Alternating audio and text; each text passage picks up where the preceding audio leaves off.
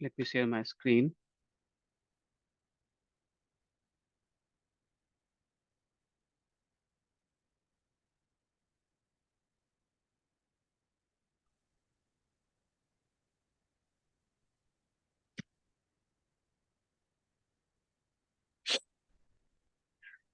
Uh, Everyone can see my screen, or is it not visible?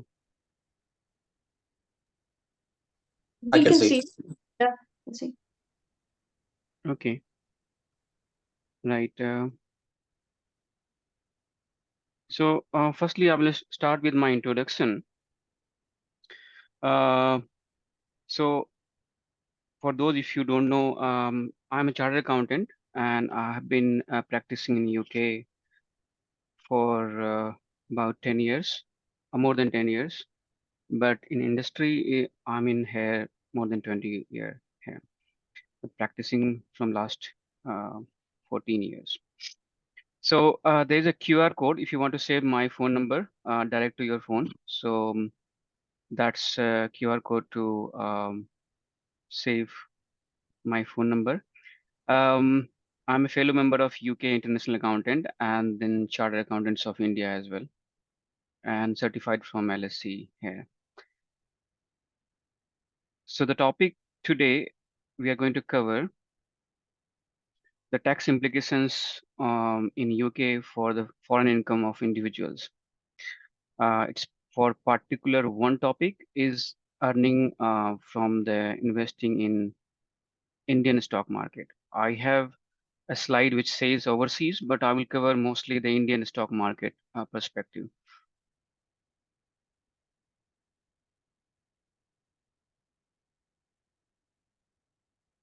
So the must understanding is this is for the UK resident.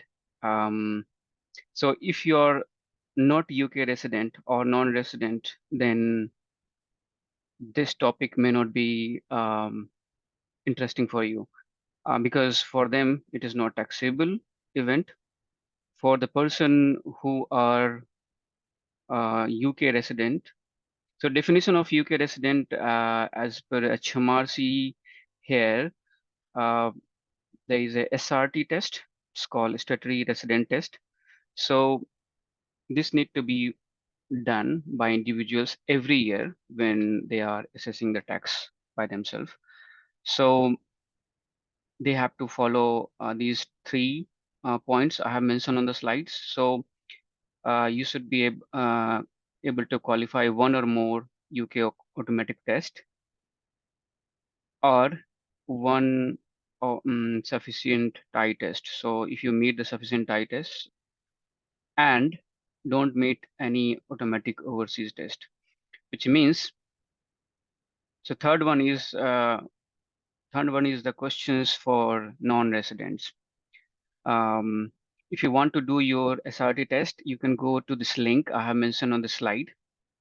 It's gov.uk tax dash foreign dash income and then / residence. So there is a start button on. If you click on that, there are multiple questions. You have to go through those questions, and then you can uh, get your result whether you are resident in UK or not. Briefly, I can talk about here for the third points, not meeting automatic overseas test. Um, it's like one of the criteria questions I have mentioned in my notes. So overseas automatic test is if you are not resident. So for example, last 3 years you have not been here, and in UK current year you are less than 46 days, then you are non-resident. Um, if you have been past 3 years, at least one of the years, and present in UK less than 16 days, then also you are non-resident. And third point is if you leave UK to work full-time overseas and present in UK less than 91 days, then also you are over non-resident here in UK. But there are other criteria for meeting the resident criteria. I would suggest to go through that link to test yourself. So most important criteria is like staying in UK more than 183 days. कौन Chopraj? 183 days. Sorry, if someone has asked any question here? No, okay. So either you stay 183 days or you have a home in UK more than 30 days available presence, and then you are working full time in UK for a company. There are one of the criteria you meet, and then you can become resident in that. Or if you become a sufficient, having sufficient tie test, it's either UK tax, UK family, UK resident family, or work tie, which is your UK employment, and you have accommodation in UK for at least one night. So these are the sufficient tie. So if you meet those criteria, you become a resident.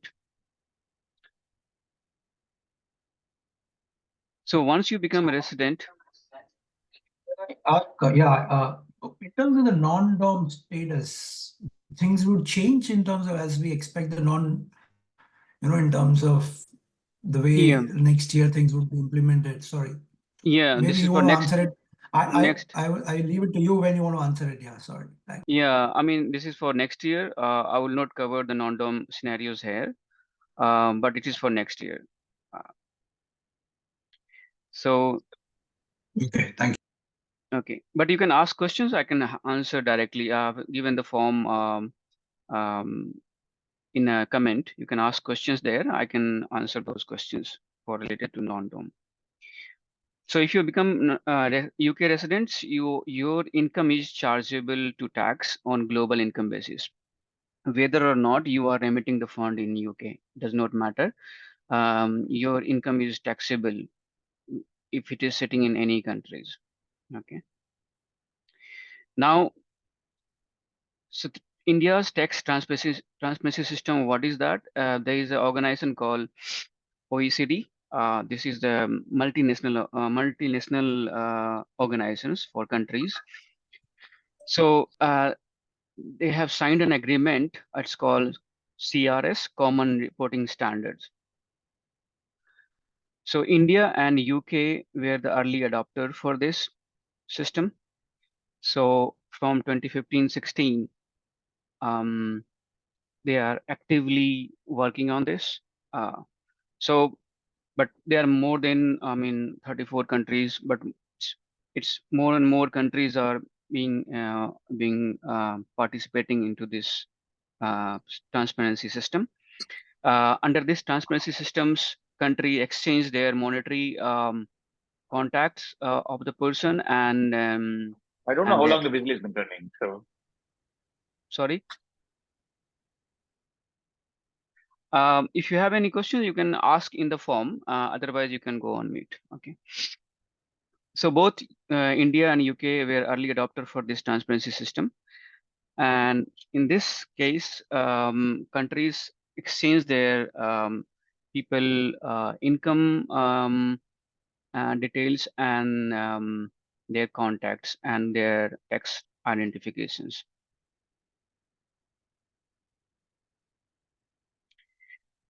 Now, in India, upon income from investing in a stock market, I'm just mostly covering in the equity trading at the moment. So I'm not covering mutual fund and debt bond. Um, if you have those scenarios, I will be covering in the next event.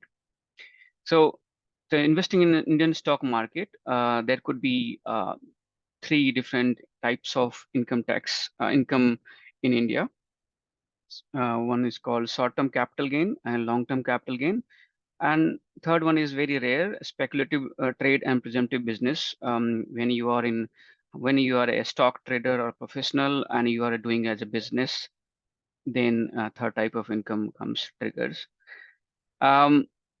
So to earn income, you have non-resident Indians or overseas investor in India can have three types of bank account. Um, Non-resident ordinary account, it's called NRO, and non-resident external accounts called NRE, and foreign currency non-resident accounts called FCNR. Now, to trade in stock market, you should have a trading and demat account for stock. It can be set up as a repatriable basis and non-repatriable basis. Repatriable is basically you can easily transfer the fund from India to UK. Non-repatriable basis that you you may not be able to transfer easily. There are some restrictions, and you have to follow approval criteria to come and to transfer the fund, but it's not immediately. So if that income situation happens in India, when you earn any gain or income, you have to firstly file a tax return in India to pay tax at source, and the net fund you will get released into a bank account via foreign currency exchange control. So that is the first scenarios in India. It will applicable. It will be applicable. Now the tax implications I'm going to talk about in UK. So in UK, tax is applicable on accrual basis, as I mentioned in the initial slide.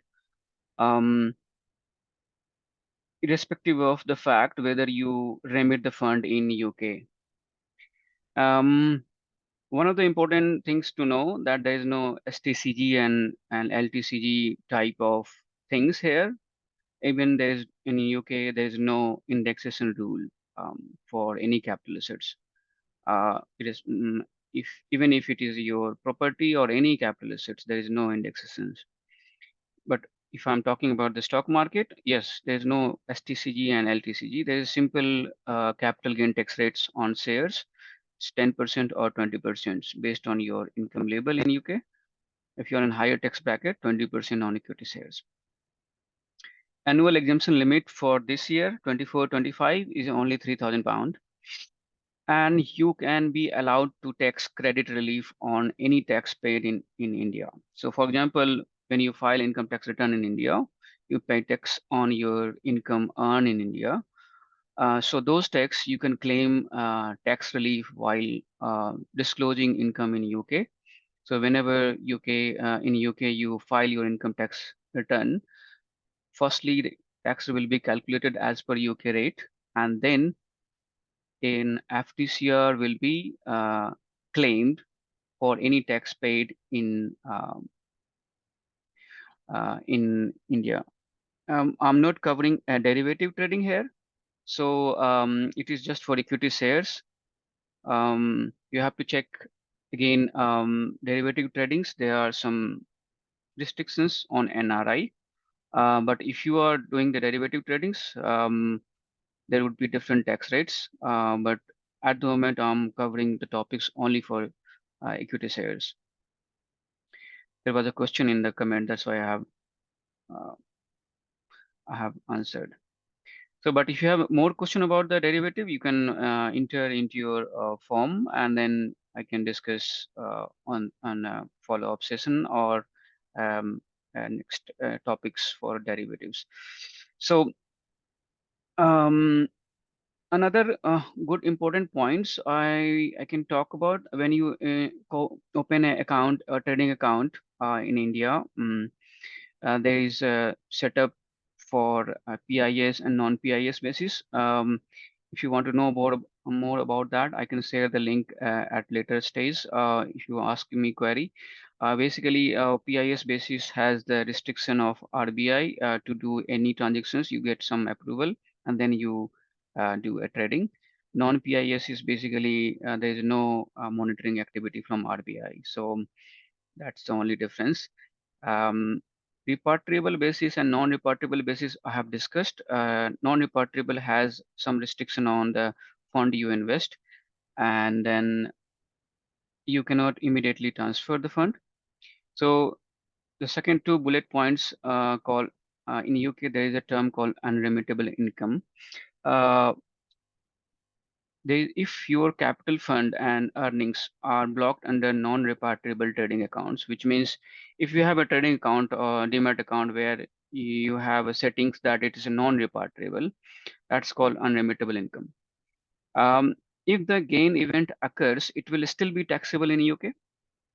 You have to disclose in your tax return that okay, this is unremittable, and so whatever the conversion of foreign exchange GBP conversion income and the tax would be deferred in that scenario, and it will be taxable as soon as fund is available in your NRO saving account or fund is released. The criteria means it is available to be repatriated.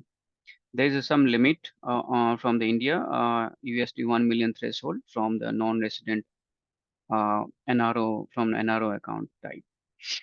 So the disclosure is still required income tax return, whether it is unremittable, if it is unremittable due to exchange control or any legal restriction or any RBI restrictions.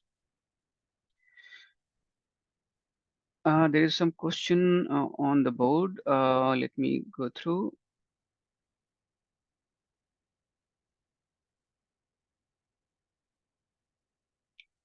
Not needed. If any covering here, then there is no point. It's a simple question. Okay. How do we know if you are utilized account? How about income gains? I can quickly answer which type of income has a 20% and 10%. If you are in a basic rate income band, your capital gain is chargeable at 10%. If you are in higher tax bracket, um, which is then your gain is chargeable at 20%. There's one more question. I think all other questions I can request. Let me see what the next question is. Mutual fund. Mutual fund is not as an equity, so it will not be a capital gain. It will in UK it will be income tax, a normal income. So I will cover in the next topic event. I have especially planned for this to discuss about mutual fund. So they are not capital gain as per definition in UK, because the mutual funds should be listed as reporting UK fund, which is not in Indian in mutual fund market. None of the mutual fund are listed. So unfortunately, they will be treated as income, not capital gain. So that was the answer for Vivek.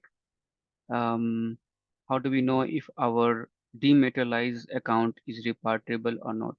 You have to check the settings when you have opened whether it's repatriable or not. So check with your demat account provider. It is set up as a repatriable or non-repatriable.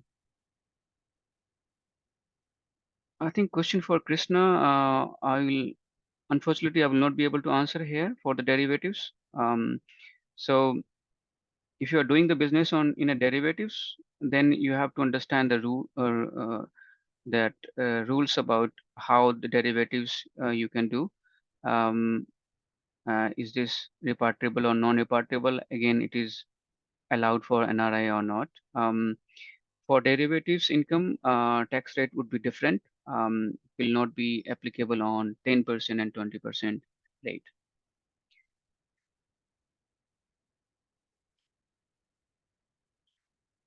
So if you have any more questions, I would request there is a in the comment there is a form. Okay, I'm going to elaborate FTCR. There is one question. There is a form in Google form. Can you please post all your questions, even if it is derivative related? I will definitely able to cover in next session. So about FTCR, FTCR is foreign tax credit relief. So what it means, suppose if you have earned any income and you pay tax in that country, so overseas form, um, uh, in overseas, let's say in India, you have paid a tax in India. Uh, so income tax when you pay on at when you file ITR or maybe tax deducted at source. So when you file ITR, there's a tax paid. So that amount, when you prepare income tax return in UK, that you can claim as a relief. It's called FTCR, foreign tax credit relief. So so that there is no double taxation. So to avoid double taxation, we have to claim FTCR so that your tax position in UK is as per the UK residency rule. There is a question on if we have already paid tax in India, also declare the income in UK and pay tax, that we can bring the money to UK directly from Indian account. Yes, you have to pay tax in UK on final income, and whatever tax paid in India, that you can claim FTCR. So to answer this question, you can bring the money definitely. There is a limit on total fund transferred in a year, USD 1 million from NRO account. Also, when you transfer, some banks deduct the TCS in India. TCS is called tax collected at source. That is refundable when you file tax return in India. It is not applicable for own money transfer, so please check with your banking relationship manager. TCS is applicable when you are transferring to a third-party account. How much FTCR you can claim? There is one question. So it is based on the income type as per double tax treaty.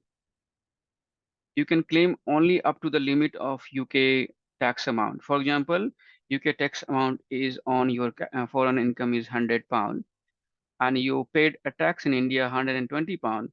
You can only claim up to £100. So that is the limit. You cannot claim more than £100. You cannot claim refund here. So if I have answered this question. Any session on income from property rents? Yes, it will be planned, and so we have only 5 minutes left. So I will. There is a Google form in top of the form I have shared. Let me share again because someone has asked where is the Google form. So let me ping again. So this is the link. You can enter your questions. How about the money we have transferred from UK to India to invest in stock market, the principal amount? Yes, you can bring the principal amount. There is no charge on principal amount. It is on the gain. Tax is taxable on the gain.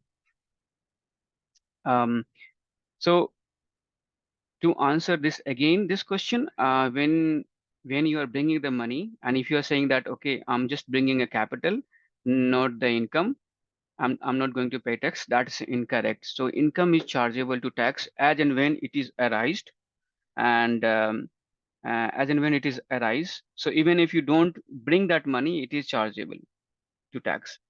So don't don't get confused that, okay, some people ask question me like, no, I have earned £100, but I have a capital of £3,000. Can I bring that money only? You cannot define and segregate that only that money you are bringing a capital and not disclosing income. There is a remittance basis rule I have not covered in these topics because remittance basis rule is going to be not valid from next year onwards. But if you are claiming remittance basis in this year, remittance basis means like if you are UK resident but you wanted to opt for this remittance basis, then you don't pay tax on foreign incomes. In that case, you have to disclose all your foreign income in your tax return so that in any time in the future, if you bring that money, you have to pay tax on immediately. So that's a remittance basis. Remittance basis for first 7 years, uh, as per current rule, is there is no heavy charge to pay additionally. So first 7 years, you can opt for remittance basis, and then um, you will lose your personal tax-free allowances when you opt for remittance basis. So every person in UK get 12,570 at the moment tax-free allowances there. You will lose that allowances when you claim remittance basis. There is a question about 2000 rules. So if you have a £2,000 of income and if you have not bring that money in UK, that amount, it is a default remittance basis, so you don't have to pay tax on this.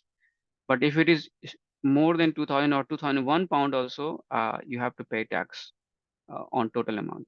There's no like, first 2000 pound is free. That is not the criteria. But yeah, if it is only 2000 pound in a year in overseas income, if you are not bringing that money, that is tax free. It's the current scenario. Okay, we have only some minutes left. So just please go through presentation. You can answer a question later. Okay, yeah, thank you. So next slide. I have almost finished that. Next slide is about the next event, which I'm covering next Saturday, understanding the tax implication on transferring money from India to UK. It will have a more broader coverage apart from capital gain. Other part of the coverage it will be there. And some follow-up questions from this event. So please, if you have not registered, this will be open after 12 o'clock today. And if you have email address entered into your Google form, I will be sending you a link directly.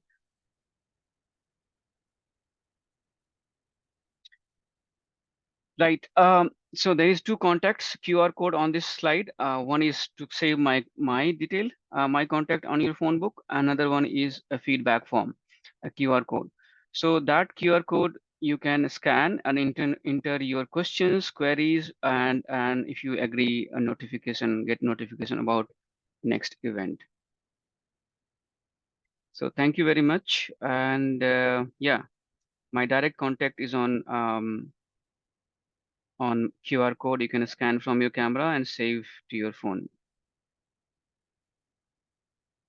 And please suggest more feedback to what kind of topics we want. I mean, you want to get coverage on next event. Okay, but the next Saturday we will be covering mostly remittance of money. What are the implications?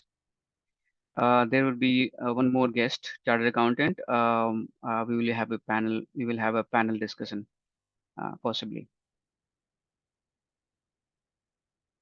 Okay, thank you very much, and hope you have a nice day. And we have 30 minutes coverage on this session, so we'll answer your questions in the next event. So please do enter your questions and feedbacks on the Google form. Thank you. Bye. Thank you.